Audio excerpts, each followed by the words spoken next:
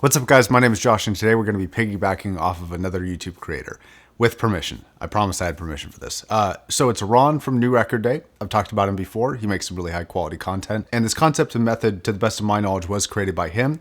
So there's going to be a link to his channel in the description down below, as well as everything else that I talk about in this video. Okay, so the title of the video is The Key to Unlocking Soundstage. Now it's one method that I think every speaker can benefit from, and you can find a way to maximize the sound quality of the speaker. So I'm paraphrasing a little bit here, but this is the way that Ron set this up to be. Basically how this works is from your seating position, put your speakers as far right and as far left as you can from you.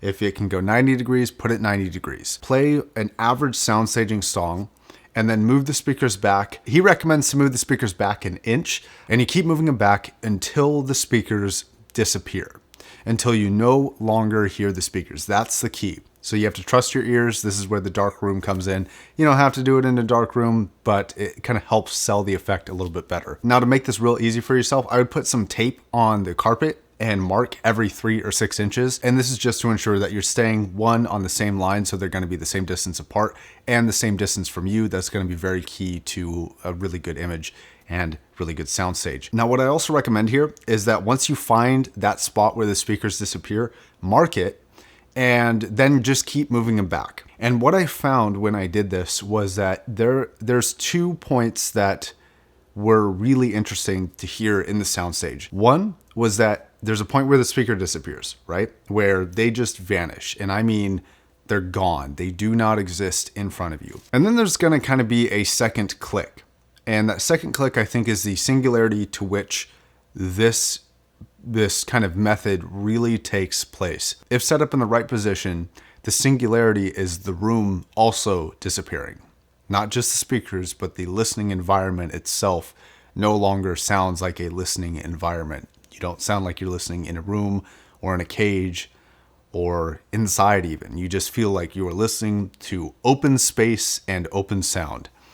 And that one is a little bit harder to achieve. The speakers disappearing is real easy, but there is a point where, and sometimes it's closer. So, you don't have to keep pushing it back. Sometimes the speakers do a little bit better closer. But it's the coolest thing when you can close your eyes and the space, the boundaries of everything auditorily do not exist. The far right wall doesn't exist. The back wall doesn't exist. The speakers and the speaker stands don't exist.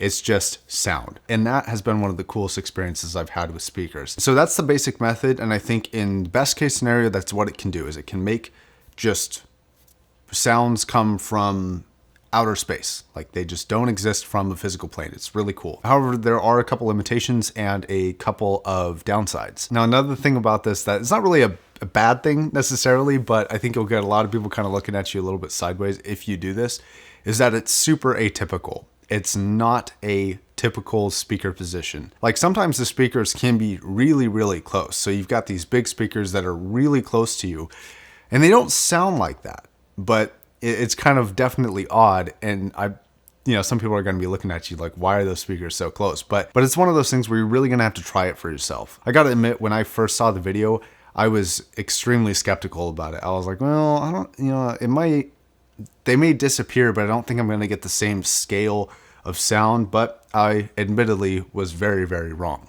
And if they're set up properly, you can get just about everything you want from your speaker. Now, the reason why I bring up the fact that they're so close is that depending on the recording, depending on the track, you can actually have something that takes you out of the immersion quite aggressively. And it's one particular circumstance. It's either a vocalist or a sound that is on one side and one side only and doesn't have any crossover.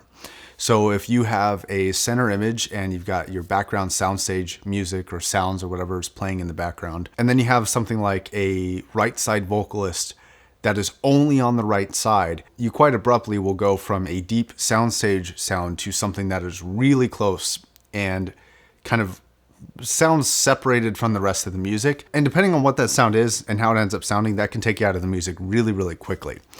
This does not seem to be as much of a problem when you have your speakers in a more typical position where you're kind of sitting further back and they're further out in front of you. That same noise tends to blend a little bit better with that more typical position. But in this position, regarding sound, that's just about the only downside. But In my opinion, there are a lot of upsides that counteract this. And then one more downside of this is going to be the actual usability of this.